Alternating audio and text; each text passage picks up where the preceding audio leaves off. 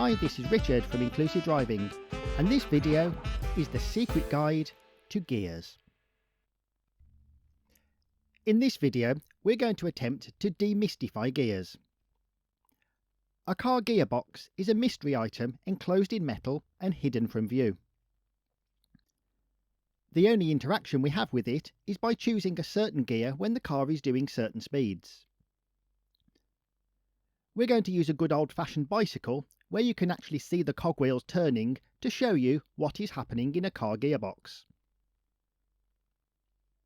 First off though, let's just say bike gears and car gears are actually very different, but the theory and principles of how they work is the same, so it's a good analogy. Cars usually have 5 or 6 gears. Some have more or less, but 5 or 6 is most common. And car gears aren't connected using a chain, they're linked together directly, but again the analogy is good enough.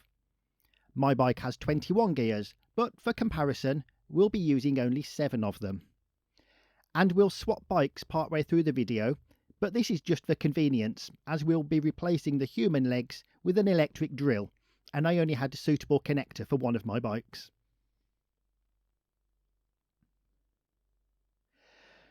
The demo using a bike is also going to be on a much smaller scale.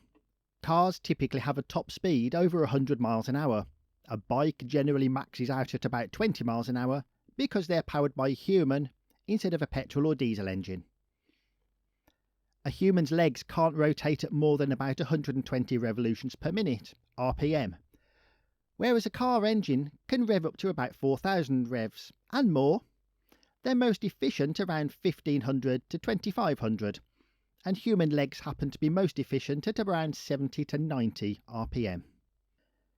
A final thing to be aware of in this demo is that as a car moves, it's dragging along its own body weight and passengers along the road, and that weighs over 1,000 kilograms. This bike is suspended in the air, so it's not carrying any weight at all. Anyway, that's the differences out of the way. Let's get on with it. Here's a quick bit of engine anatomy. Controlled explosions of petrol or diesel make these pistons move, and the pistons are connected to this big wheel called the flywheel. This is the same as our legs turning the pedals to turn the big cogwheel at the front of the bike. Generally, humans have 2 legs, but car engines have 3, 4, 6 or 8 legs or pistons. For reasons beyond the scope of this video, car pistons don't go in the sequence 1, 2, 3, 4. They go 1, 2, 4, 3. But human legs always go 1, 2, 1, 2. In this diagram, which I didn't create myself, we can see the different sized cogwheels that make up the gearbox. Again, it's beyond the scope of this video, but in a car, the cogwheels are always connected together, whereas on a bike, we only have one rear cogwheel attached to the chain at any one time. Now let's switch to the bike view. For demonstration, we're going to make the flywheel turn at a constant rate. So we're pedalling at about 30 RPM in this video. And see what happens when the chain gets connected to smaller and smaller gears. That's like going from gear 1 to gear 6 in a car. We've taken a Sharpie pen and marked a black section on the rear wheel to help you see how fast or slow the wheel is turning. Of course, as the back wheel turns, we would begin travelling down the road. In gear 1, the back wheel moves slowly. In a car, it would be the same as you'd be travelling down the road at less than 10 miles an hour.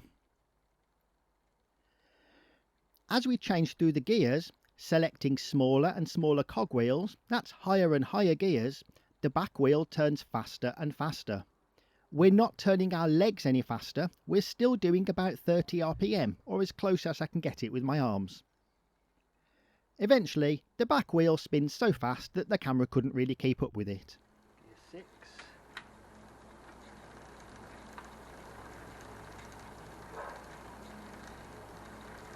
Gear 7.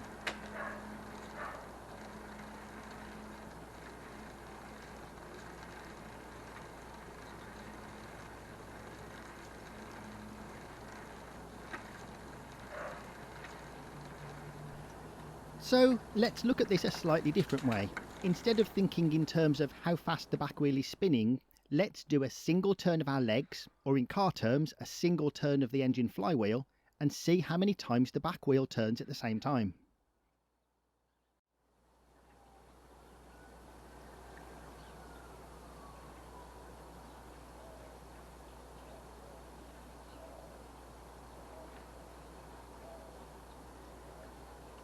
Just under 1¼ turns in gear 1. Gear 2.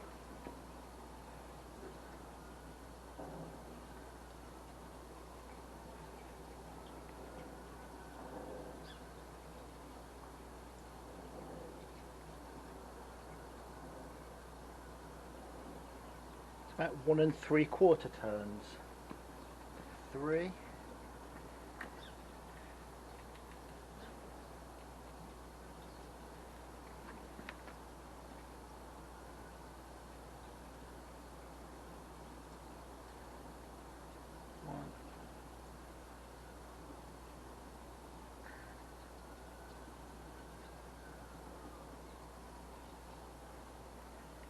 About 2¼ turns. Gear 4.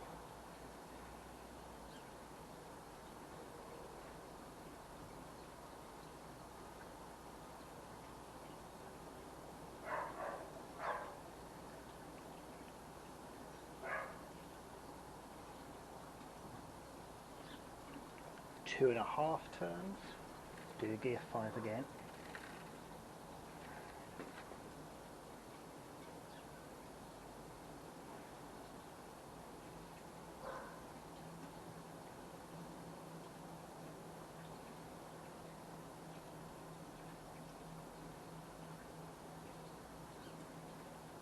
Almost 3 complete turns.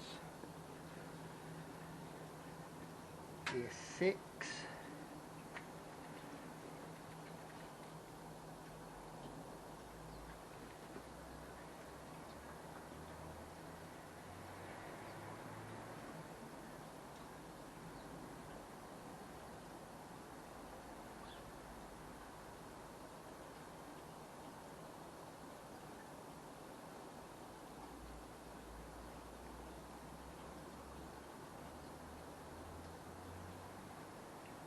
Just over 3¼ turns, and finally gear 7.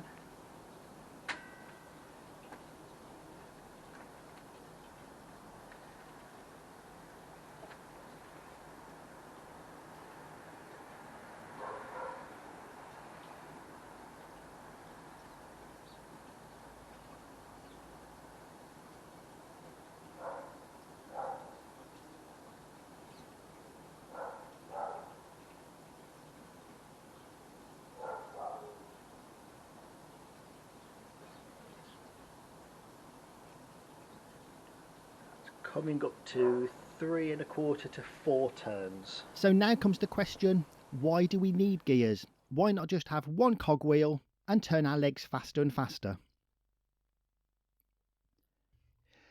If you've ridden a bike, you'll know that pedalling in gear 1 feels very easy, but you don't go very fast.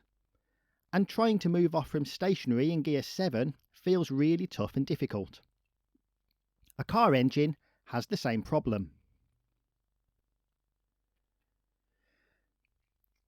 In this demo, we've connected an electric screwdriver to the flywheel. Electric screwdrivers have a safety mechanism on them, whereby if they feel too much resistance, they will deliberately slip. We can think of this as a stall. Listen to the noise that it makes. That rapid clicking noise is the safety stall mechanism kicking in. And the bike wheel doesn't actually move. Well, it does move a little bit because of the reasons we mentioned earlier. The bike has no weight on it and it's just dangling in mid-air. You'll just have to trust me that if I was sitting on the bike, it would not move. So here's gear 1. It moves easily, no stalling. And in gear 2, it moves pretty easily too. Now gear 3. You can definitely hear the screwdriver stalling, and we're not moving much. So how does that relate to stalling in a car? It's best explained using this diagram from earlier, where the car has 4 legs or cylinders. When the fuel explodes in cylinder 1, it moves the flywheel a quarter turn until the next cylinder can explode and take over the motion. And again, it moves the flywheel a quarter turn until the third explosion in the next cylinder. But if the car doesn't move far enough because it's struggling in too high a gear, the explosion in cylinder 1 can't move the system far enough for the next cylinder to take over, and we get stuck between two explosions. This is called a stall.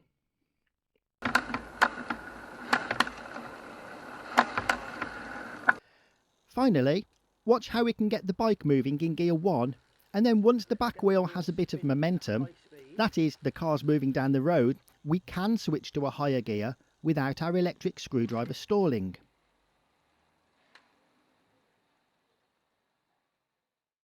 We didn't film this next bit because I only thought of it as I was typing this script, but let's do it as a thought experiment. Imagine we could somehow power the bike with an electric drill without falling off or stabbing ourselves, and we got ourselves from gear 1 to gear 7 with our bike's top speed of about 20 miles an hour. What would happen if we then put the brakes on and slowed down to about 5 miles an hour, still in gear 7? Would the screwdriver cope, or would it stall?